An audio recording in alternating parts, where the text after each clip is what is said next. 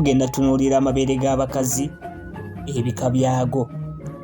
Waliwo amabeere ag'ensuubo, gano gaba mawanvu nga geesuuba. Waliwo aga namukono, gano gaba erimu ddene ng'ate eddala ttono, tegenkanankana. Ag'ensama gano gaba gakula nga gatunudde ku mabbali, buli limu litunula mabbali. Waliwo ag'ebiteeko, osobola gayita ag'ekikonde oba ettutu, gano go gabeera tegannagwa ku kifuba. Aga nnambaalaala buno bubeera butono ddala ku kifuba era bulwirawo ddala okugwa. Ate era waliwo nnambaalaala omusajja n'omukazi, so byegenderezanga. Ag'empumumpu gano gabeera manene ku kifuba era nga mawanvu.